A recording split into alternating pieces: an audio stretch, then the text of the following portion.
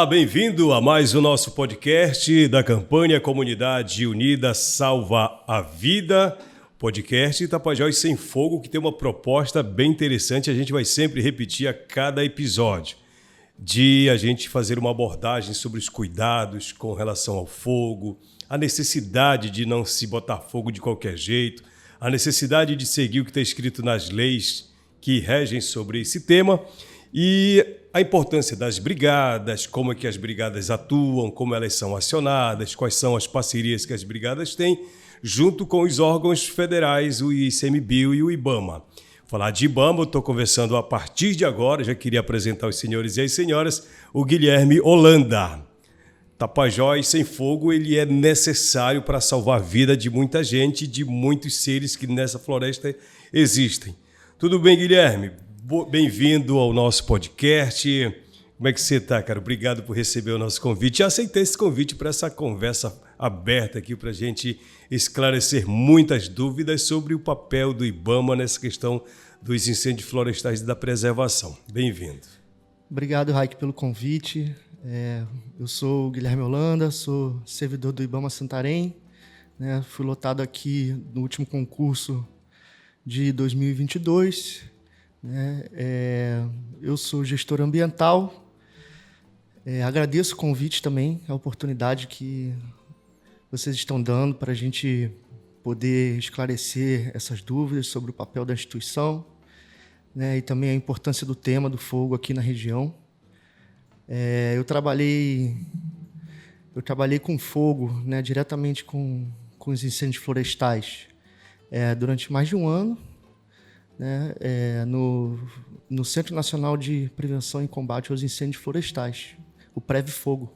O Previfogo é um centro especializado dentro da estrutura regimental do IBAMA, que lida diretamente com combate e prevenção.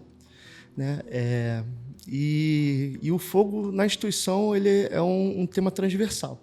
Ele é um tema que precisa de um centro especializado para ser tratado, mas ele tem a importância de que passa pelas outras áreas da instituição também, como a educação ambiental, como fiscalização.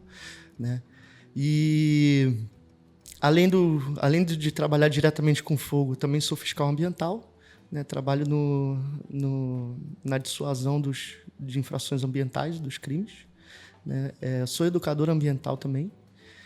E trabalho na parte de emergências. As emergências ambientais elas têm a ver com esse papo também, do fogo. Quando nós temos um evento aí de um desastre, ou de grandes proporções, os agentes de emergência eles precisam atuar para mitigar os danos. E o combate e a prevenção de incêndios também faz parte dessa agenda. Nesse sentido, eu sou perito de incêndios florestais. Então, quando a gente também vai investigar uma área, para poder fazer um diagnóstico do que aconteceu ali, poder se prevenir para as próximas vezes e, se possível, também a gente conseguir definir a autoria, a autoria de alguém que tenha cometido o ilícito usando o fogo. Legal. Então, muito além daquela ideia que muita gente pode ter de que o IBAMA só está para multar, para combater madeireiro legal, mas tem os departamentos da educação, que é fundamental, né, Guilherme? Perfeito. Como é que funciona essa questão da parte educacional dentro do IBAMA? Da formação, enfim. O Centro de Educação do IBAMA, ele é um centro que tem diretrizes próprias, que segue o Plano Nacional de Educação Ambiental. Então, a sensibilização da população quanto aos temas ambientais, o planejamento com oficinas, para que a gente consiga estabelecer políticas públicas voltadas à conscientização dos temas ambientais, também faz parte do Plano Nacional. A gente tem esse centro específico de educação ambiental.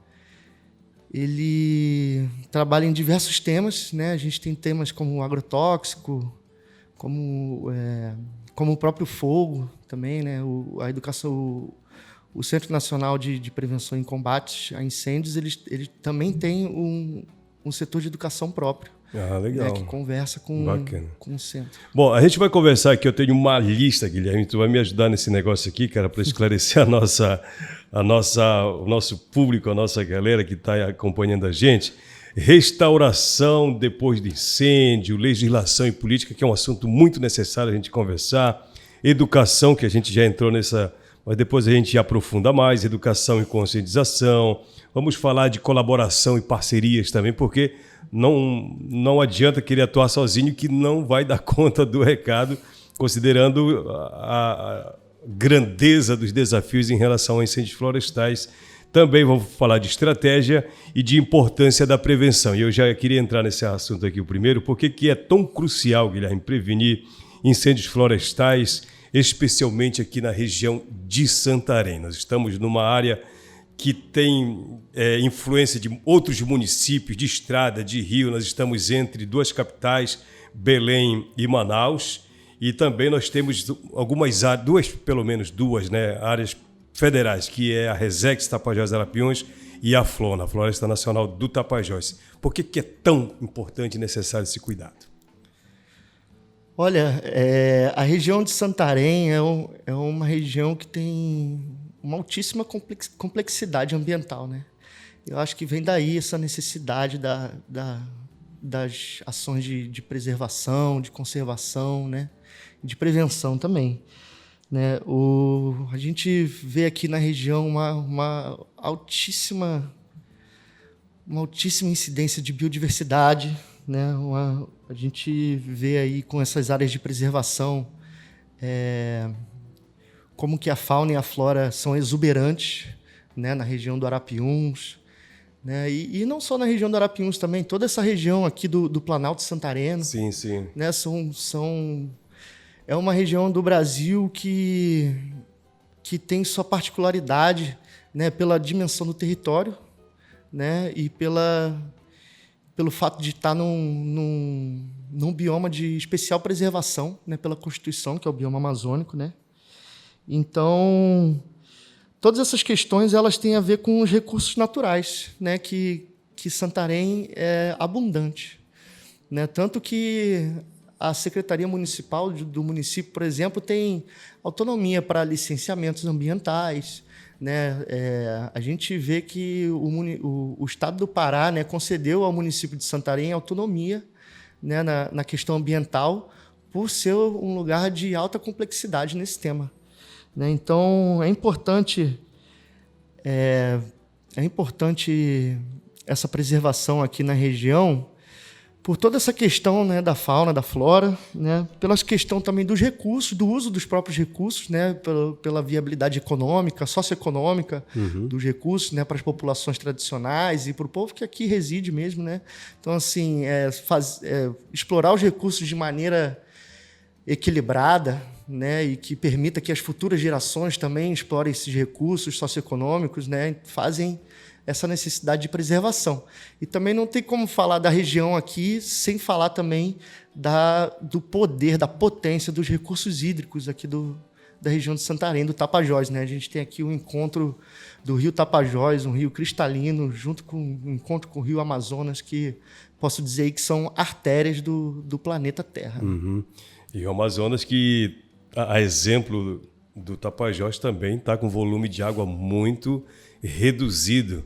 Só para abrir um parêntese aqui, eu fiz uma viagem agora, esse final de semana que passou, e eu nunca tinha visto praias no meio do rio Amazonas, aqueles bancos de areia que vão se formando assim no leito do rio. Puxa, você olha o rio Amazonas e com um volume, uma correnteza muito forte. Não, aqui é impossível ser baixo, mas na verdade, volta e meia, um barco grande está encalhando, né? Isto reflete o quanto nós estamos com o volume de água desse rio reduzido, o Tapajós da mesma forma. E quais são os principais impactos que a biodiversidade, que os incêndios florestais causam à biodiversidade e à população? Raik, isso aí que você está falando é importante mesmo. A gente está vivendo um momento muito particular, né, das questões ambientais no mundo, né? Acho que a gente já vive um momento em que as condições climáticas não são favoráveis, né, para certas mudanças muito drásticas, né? E somado a isso, a gente vê uma antropização, né? Uma intervenção humana muito violenta, muito predatória, né? Em cima dos recursos naturais, em cima da floresta, né? E isso aí acarreta isso que você está falando, né? Uma redução brusca aí dos níveis dos rios, das secas, né? Dos regimes de chuva, né? Isso tudo afeta nos recursos pesqueiros, afeta no transporte e comercialização de mercadorias para todas essas comunidades, todas essas regiões que dependem do acesso fluvial, pelo por rio, exemplo, né? Agora você imagina um tapajózão desse, que tá lá do outro lado, me parece, olha, você contando que a gente enxerga o rio fino, só bem estreito, o rio Amazonas é da mesma coisa. Agora você imagina os igarapés, que são fonte de água para as comunidades, né? Como é que ficam, né? Os igarapés, fonte de água e também locais de reprodução, né? Tucunaré, né? Esses barramentos, né? A gente passou por uma situação aí esse ano, né? Fomos provocados pela comunidade do Rio Curuatinga, né? No Curuá, para ir lá e fazer um diagnóstico sobre o que aconteceu lá, porque o rio secou de uma tal maneira, os reservatórios, né, que alimentam o rio, eles secaram de uma tal maneira que por algum motivo houve um rompimento dessas barragens que secaram, e aí o rio encheu de lama, encheu da mortandade de peixes, sabe? A população ficou até sem saber por que aconteceu isso, né? Rachou a barragem. Pois é, rachou assim algum reservatório, né? Que já estava seco, né? Isso aí invadiu o rio Curuatinga com lama, com mortandade de peixes, né?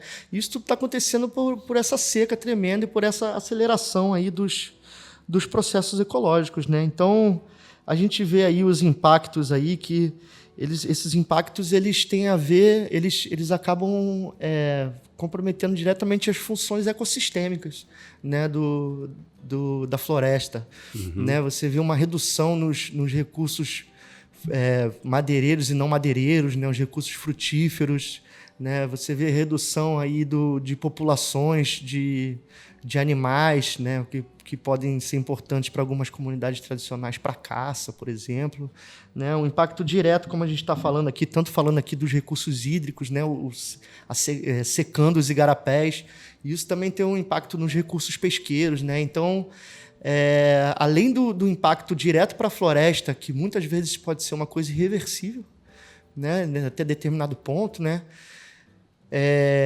A gente também vê o impacto socioeconômico para as comunidades que dependem disso, né? Hoje, a gente está falando, a comunidade global hoje já fala sobre um termo, né? O racismo ambiental, né? Que é assim, o fato de que as mudanças climáticas elas vão atingir a todos, mas elas não vão atingir a todos na mesma intensidade. As pessoas que dependem da floresta, dos recursos e dos recursos naturais, elas vão ser muito mais impactadas diretamente do que quem mora nas grandes cidades, por exemplo, né? Então, daí a gente vê a dimensão dos impactos quando a gente fala sobre o assunto. E uma coisa que a gente sempre tem falado, Guilherme, no rádio, inclusive, alguns colegas meus, eles têm feito essa fala de que o maior impactado justamente nessa questão da mudança do clima é aquele que menos contribui para isso, né?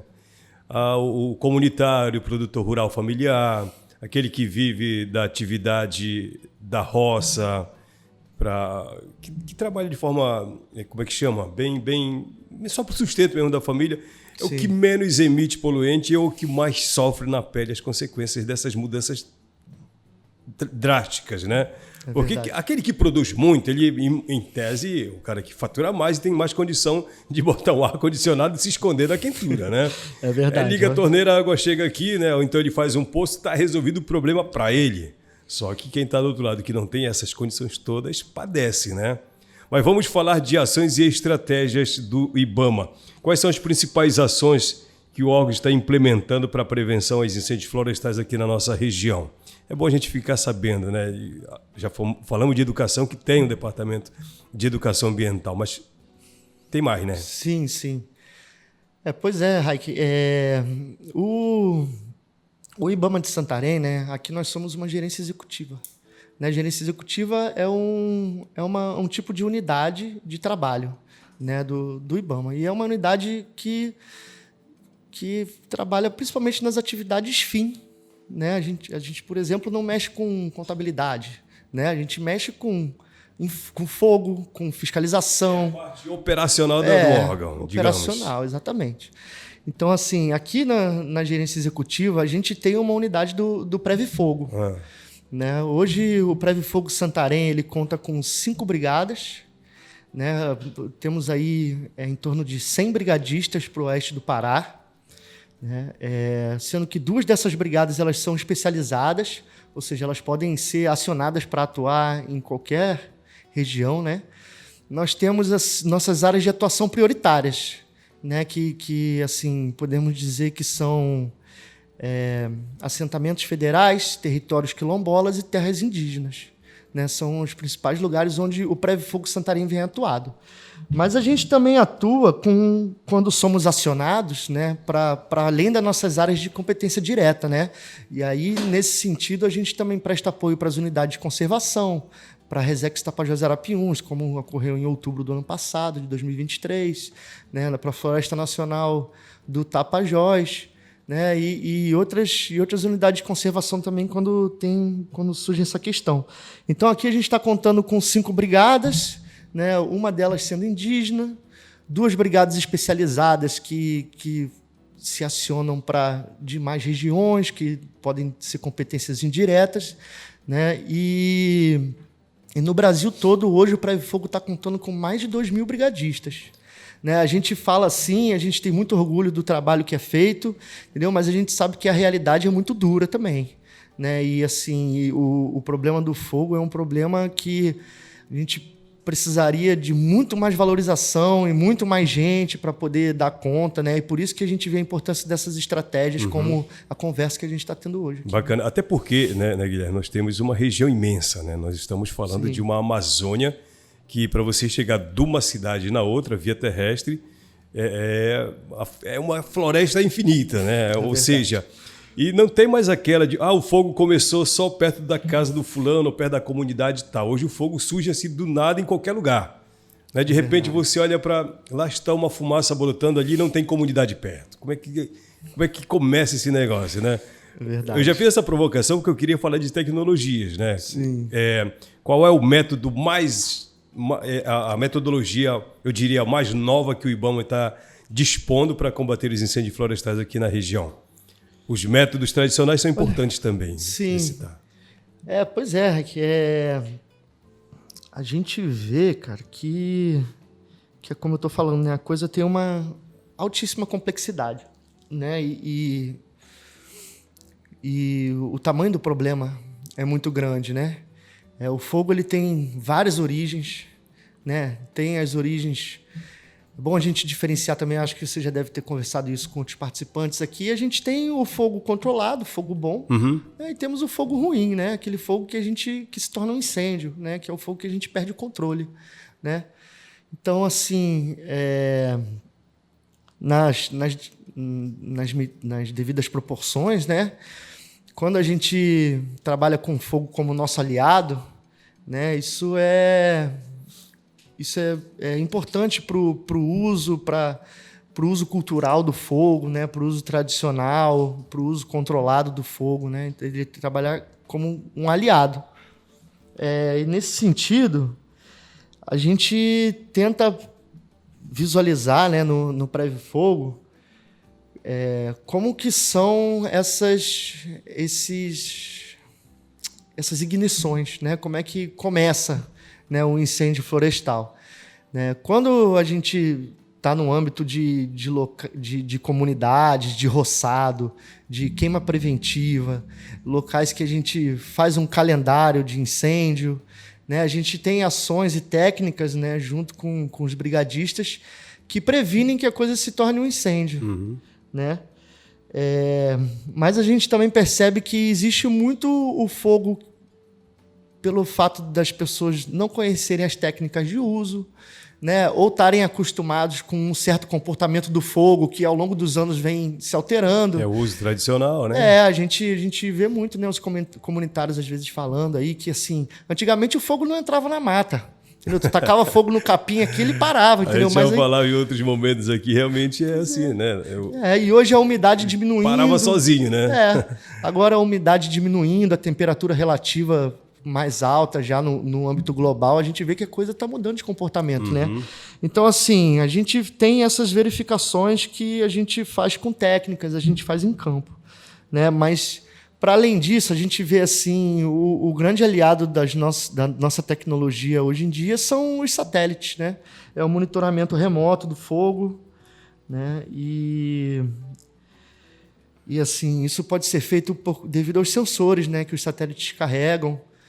Então, a gente tem imagens mais precisas, a gente consegue ver a geometria do fogo, né? A geometria do fogo ajuda a gente a entender onde é uma zona de origem, para onde aquele fogo está se alastrando, para onde ele provavelmente vai, né? Daqui para frente, com modelagens matemáticas. A gente também pode prever a probabilidade do local de expansão daquele incêndio, né? A gente pode usar isso para investigar um incêndio que já ocorreu também, né? Então, esse monitoramento do incêndio ele é feito pelo IBAMA, né? E a partir disso já foram feitas iniciativas interessantes, como a plataforma do Painel do Fogo do IBAMA, né? O CISFogo. Painel do Fogo, o que é? O Painel do Fogo são informações reunidas sobre focos de calor, né? E sobre onde nós temos brigadas atuantes, né? Que é possível ver na internet. Né, no painel do se procurar pelo painel do fogo lá, para que é uma tecnologia que tenta dar uma resposta mais rápida, né, para essas situações, né? O IBAMA também conta com a plataforma Pangia, que também tem a reunião de várias informações, como, por exemplo, áreas que estão em projetos de recuperação, né, áreas que foram atingidas pelo fogo.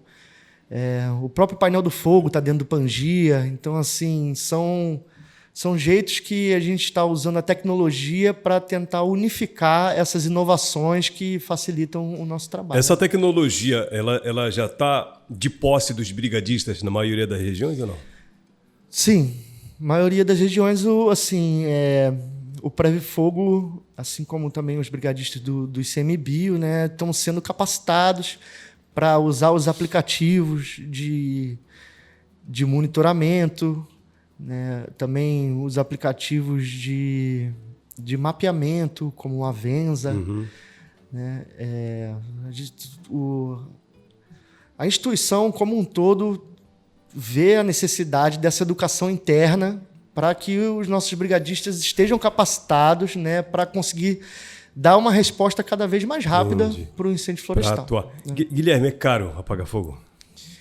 Olha... Não de valores, a gente não tem aqui orçamento, planilha de custo e tal, mas em cômputo geral, eu imagino que não é barato para o Estado manter uma equipe, as equipes do IBAMA ou dos outros órgãos aí atuando. Não é fácil não, né? Não é fácil. Isso é muito importante ser falado mesmo, porque a gente percebe que o trabalho do brigadista é um trabalho como o de bombeiros, né? Então, assim, fazendo uma comparação um pouco forçada, né? A gente vê a importância da valorização dessa carreira, né? E, assim, além do brigadista capacitado, valorizado, o combate aos incêndios e a prevenção demanda materiais de campanha, materiais de educação, equipamentos e acessórios para o combate direto. Isso tem máquinas motorizadas, como serras elétricas, sopradores, né? Então, os acessórios de proteção, como óculos, coturnos, gandolas, balaclava, tudo isso, luvas, tudo isso é muito importante na hora do incêndio. Na hora que você está de frente para o incêndio, a labareda de 3 metros na sua frente, você vê a importância do uso dos equipamentos de proteção individual. Caramba. E isso é o individual. Agora você imagina as aeronaves, helicóptero voando, isso tudo é uma despesa muito louca, né? Ainda muito tem grande. Essa parte da logística. A logística também imensa, é uma coisa de louco, assim. É um dispêndio de recurso imenso, né? Mas é um recurso que ele tem que ser aplicado, né? E, assim, a logística é um dos gargalos, realmente, né? O o transporte, né, a gasolina, a manutenção dos carros, né, para entrar nesses ramais de meu Deus, aí, que a gente sabe como é complicado. Agora você imagina, você tem Santarém, por isso que eu perguntei assim, em Santarém, qual é a dificuldade, né? Porque você está em Santarém, você tem toda uma região de Planalto que tem dezenas de comunidades. Aí você tem uma região do Tapajós, do Arapiuns, Lago Grande, Várzea. Agora você imagina, em cada região dessa aí tem 2, 3, 4 focos de incêndio descontrolados. Como é que você se desdobra para deslocar gente para, sei lá, fazer alguma coisa para evitar o avanço desse fogaréu? Demanda muita gente, muito equipamento, é muita despesa mesmo, né? Uma logística de louco, né? Então, se a gente parar para pensar em casa, eu acho que o Estado brasileiro gasta muita grana para apagar fogo e é um dinheiro que poderia ser revestido em outras coisas, né? Na educação ambiental, na formação de novas pessoas, né? Em outras áreas, enfim.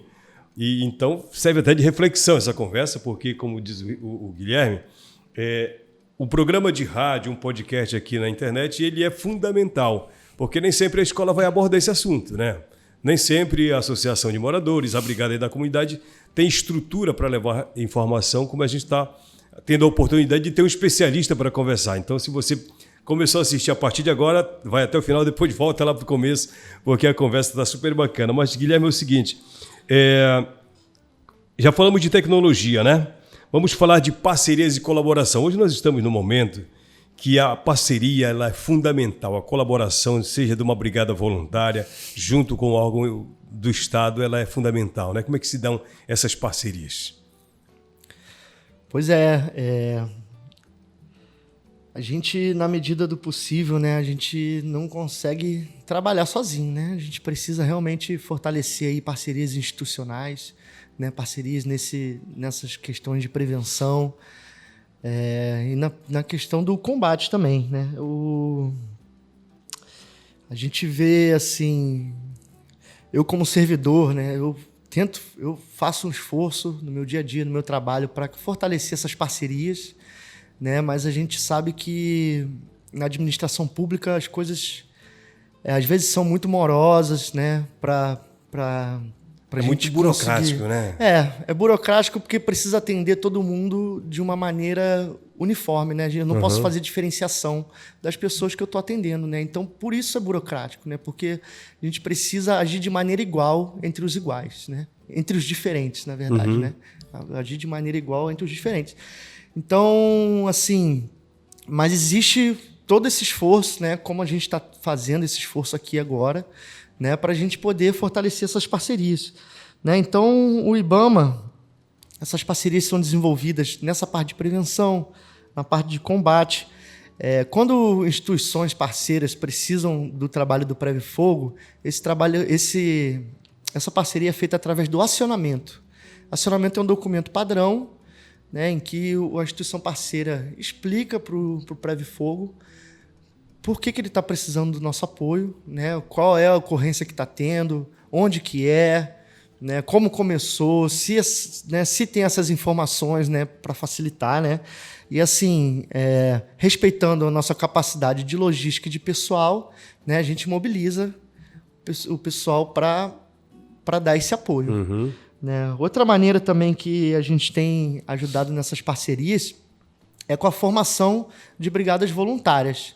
Né, brigadas voluntárias de instituições, né? Assim, para dar um exemplo, em 2022, o Preve Fogo Santarém fez um curso de brigada voluntária no Parque Estadual de Monte Alegre. Né? O Parque Estadual de Monte Alegre é um município que fica do outro lado aqui do Rio Amazonas, né? E o Parque Estadual de Monte Alegre ele tem um sítio arqueológico datado de 12 mil anos. Né, assim, um dos sítios arqueológicos mais antigos do Brasil e da Amazônia inteira. Então, assim, a gente vê a importância da preservação e da conservação do local. Né, como Monte Alegre já é uma região bem diferente de Santarém, não é uma região tanto de várzea, é mais um cerrado amazônico, né, e pela manifestação de interesse do parque, né, foi mobilizada uma equipe de instrutores para fazer essa formação dos brigadistas voluntários do parque.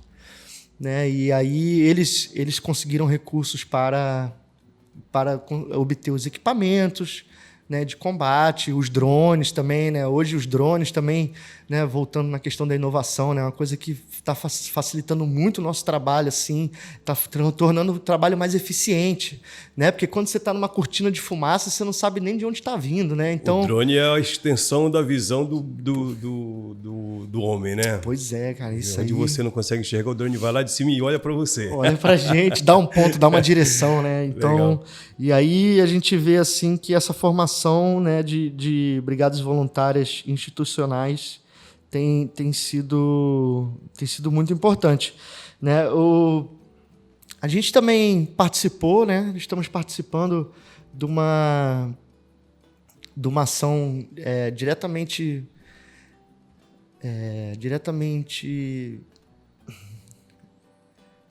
como é que eu posso dizer? Ela é incentivada, né, pelo Ministério do Meio Ambiente, né, pelo MMA, que é a questão do voluntariado no manejo integrado do fogo. Né, a gente, como eu falei, o fogo é um problema de altíssima complexidade e que a gente entende que a gente não consegue resolver sozinho.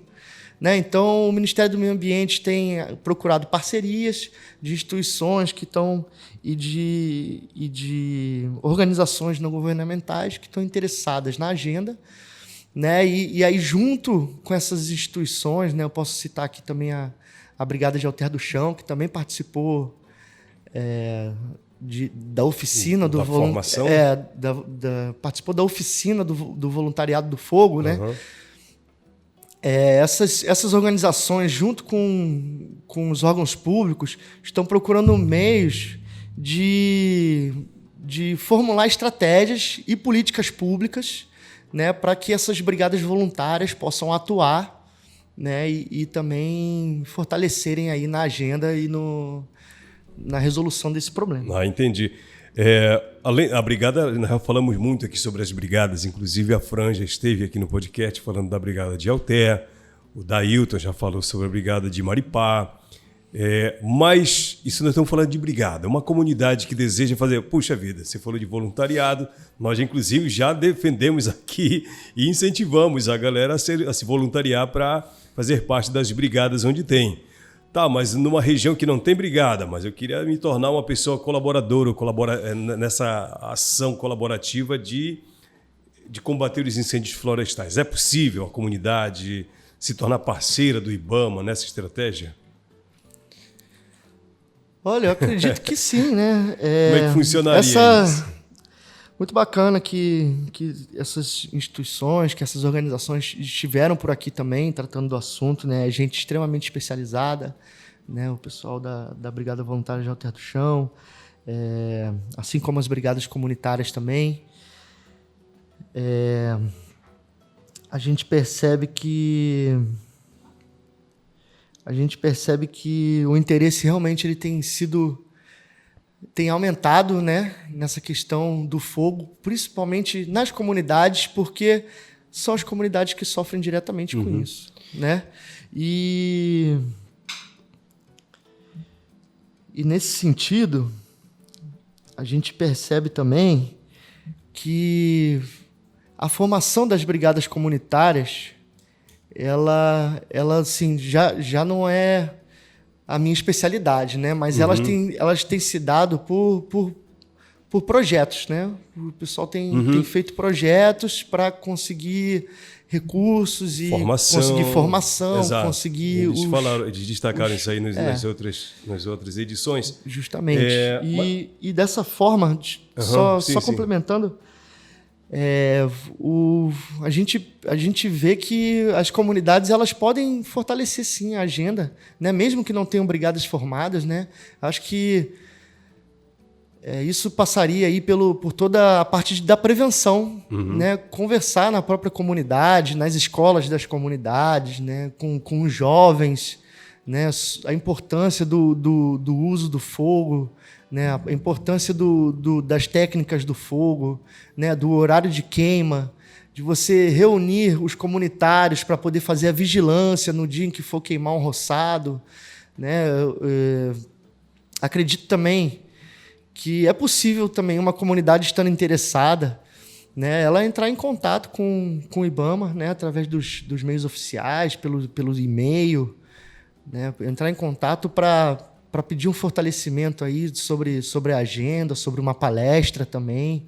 Né? Essa palestra pode ser dada tanto pelo pessoal que trabalha com a agenda do fogo, como também pelas equipes de educação ambiental. Essa ação na comunidade, ela é muito necessária, mas o que eu percebo, Guilherme?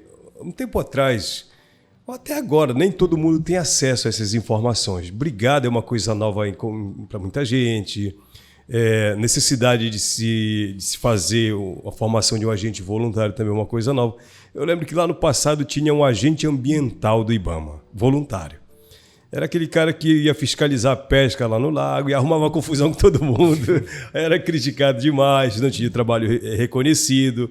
Mas ele fazia o papel dele só por conta própria e acabava não resolvendo o problema. Acabava sendo um agente ambiental voluntário para uma complexidade de assuntos, de atividades irregulares na comunidade.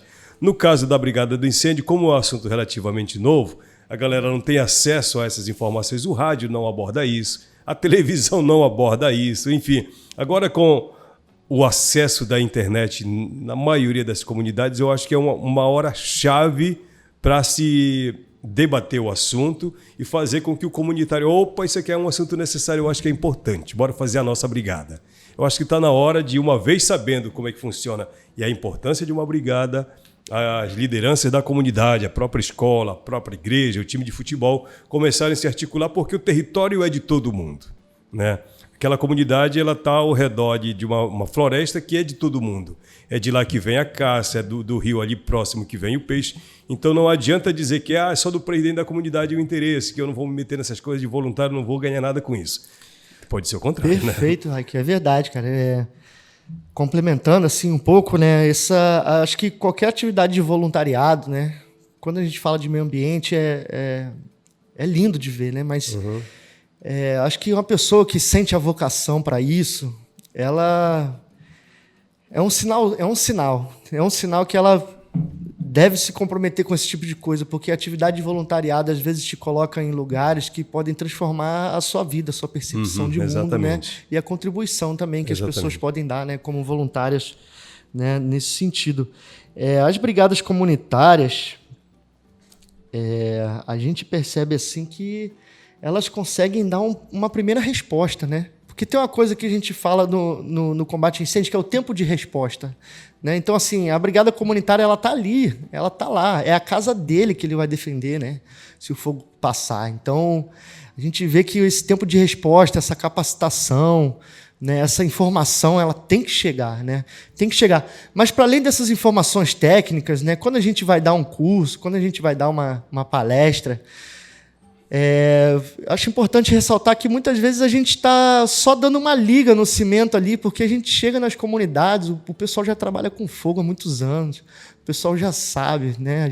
Eles sabem de fogo melhor que eu, entendeu? Assim, isso é muito bacana, porque a gente vê a alegria, né? E a clareza que um pouco de teoria, né, dá para próprias ações que os comunitários já dominam, né? Exato. Isso é bonito de ver demais. E o que já foi dito aqui, não canso de repetir, que numa oficina, numa palestra, numa aula, numa formação qualquer, não se trata de implementar novas tecnologias ou novos métodos para mudar a forma de viver na comunidade, de mudar a cultura. Não é isso. É fazer você entender que existem técnicas novas e modernas que, ao invés de você ter um trabalho, às vezes, que não vai surtir o efeito necessário, às vezes, por um gesto, já, puxa vida, o efeito é 100%.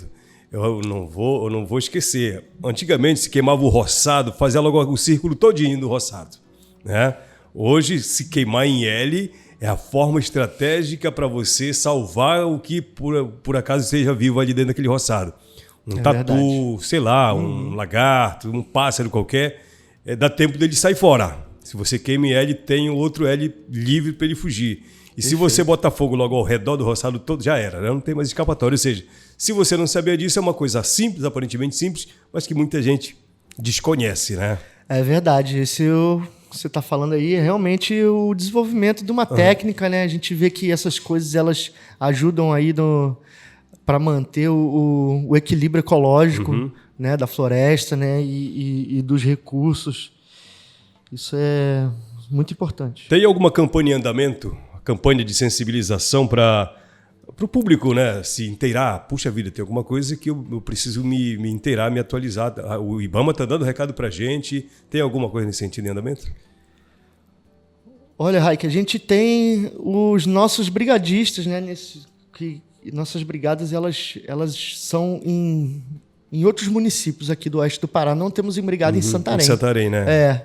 Mas eles estão fazendo as ações de educação e de conscientização, né? Junto legal. às comunidades, né? E com certeza todo esse trabalho se estende, né? As pessoas interessadas podem procurar a gente também para qualquer esclarecimento Legal. em relação. Bom, nós já estamos caminhando quase para o fim, mas eu ainda tenho 2 questões básicas aqui, Guilherme, que você pode me ajudar a entender mais sobre a questão da legislação e as políticas, né? Existe alguma nova política ou legislação em andamento para apoiar a prevenção de incêndios florestais? E como o IBAMA lida com as questões das infrações também? Eu gostaria de abordar isso com você. Mas primeiro dessa questão das políticas da legislação, alguma coisa que tem em andamento. Bacana. Pois esse ano a gente teve um marco, né, na legislação do fogo, que foi um passo muito importante, que foi assinada a nova Lei do Fogo, né, pelo presidente Lula. Né, foi assinado em Corumbá, no Mato Grosso, e isso foi um avanço, né, para as políticas públicas de prevenção aos incêndios, né, de combate aos incêndios.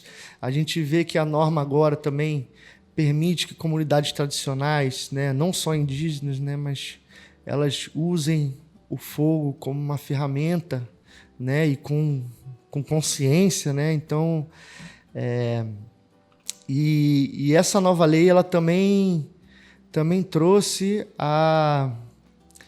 mais rigidez, né, para aquele que usa o fogo de maneira criminosa. Né? Então a gente percebe que ainda é um marco jurídico, né, uma legislação ainda tímida em relação à dimensão do problema, né, mas já foi um passo muito importante que foi dado. Endurece a vida para o lado daquele que toca fogo de forma irresponsável. Justamente. Tanto que a gente viu aí, né, no Mato Grosso, no Pantanal esse ano, né, a gente vê esse protesto que estão fazendo, queimando as florestas, né, mas as ações de resposta foram dadas. Né, os focos de incêndio diminuíram no período crítico, né, a Polícia Federal também trabalhou com a busca, apreensão e prisão, né, de pessoas importantes que financiavam esse tipo de atividade, né? E o IBAMA também sempre corrigindo o crime ambiental, a grilagem, né, a consolidação de áreas irregulares. Né? Isso é uma coisa que a gente está sempre perseguindo. E falando nisso, como é que o IBAMA lida com as infrações? E como o IBAMA, o órgão, ele atua para fortalecer a aplicação? Porque antigamente se falava muito, as leis estão só no papel, não está na prática. Me parece que hoje a coisa está bem mudada, né? Você acabou de falar que pessoas estão processadas por causa de incêndios, né, iniciados por pessoas irresponsáveis, às vezes botou fogo ali porque politizou o fogo, embora sacanear com alguém, embora queimar, que é para dizer que o Brasil não tem gestão ambiental. Como que se aplica isso de forma mais severa hoje? E mais facilitado, eu diria. Pois é, isso aí é importante, cara, de se dizer, porque a gente vê uma política de meio ambiente mais fortalecida, mas ainda muito deficiente. Né? Então, a carreira ambiental, né, tanto a carreira de brigadista, mas também a carreira ambiental, a gente vê a necessidade de uma valorização.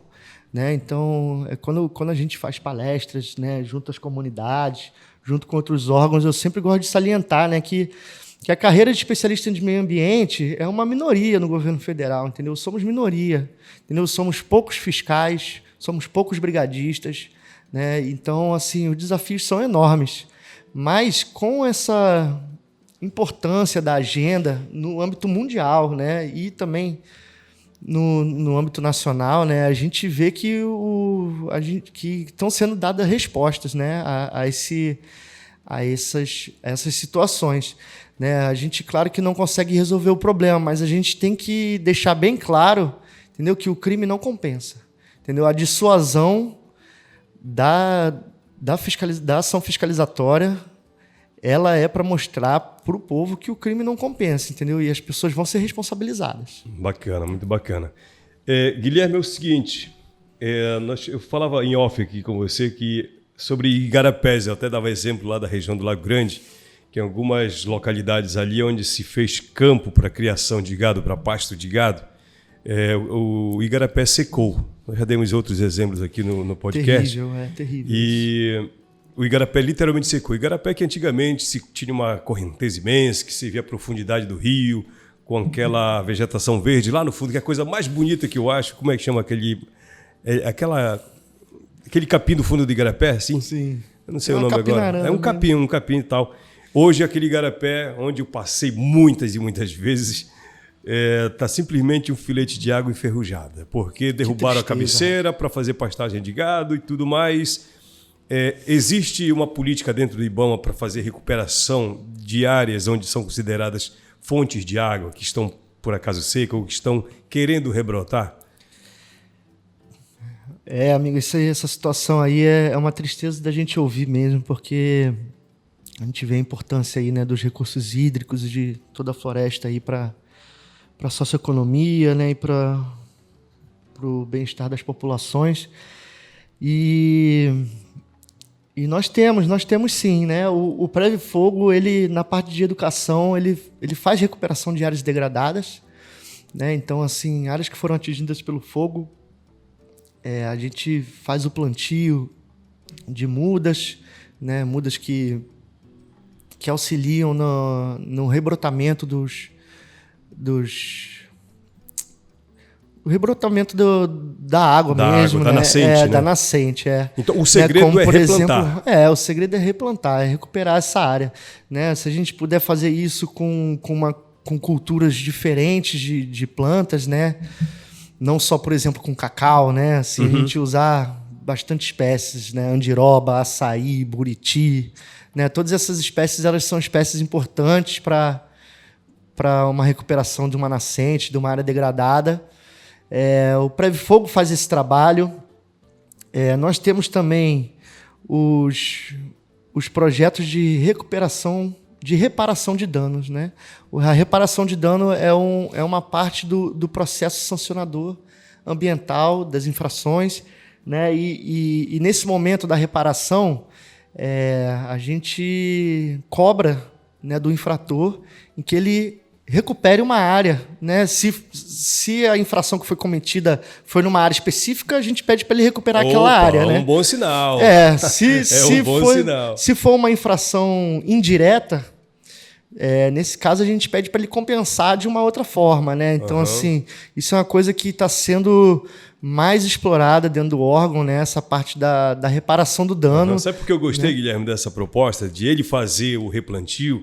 Porque, às vezes, se aplica multa em dinheiro. O cara nunca vai pagar. Quando paga, a gente não sabe para onde foi. Não estou dizendo que está desviado. É que a gente não vê. Seria bom cometer o crime ou infração ambiental, não sei como é o nome correto, dependendo, acho que, da situação, né? Cara, vai lá e replanta toda aquela área que você derrubou. Mas tem fiscalização para isso? Esse monitoramento para ver se o cara foi lá realmente e fez o trabalho? Tem. Eu vou falar para o senhor aqui, entrando numa parte mais técnica assim, do trabalho do IBAMA, né? Mas assim, as infrações ambientais, elas são uma punição administrativa, né? A reparação do dano, essa necessidade de reparar, ela é uma questão civil. Então, assim, mesmo que ele não pague, ele continua tendo que reparar, né? E agora a gente teve uma última atualização do Decreto 6514, que trata sobre as sanções administrativas, né, das infrações ambientais. E nessa atualização foi incluído o artigo que fala sobre não reparar. Então, assim, a pessoa que deixa de reparar o dano ambiental, ela pode ser punida por isso, né?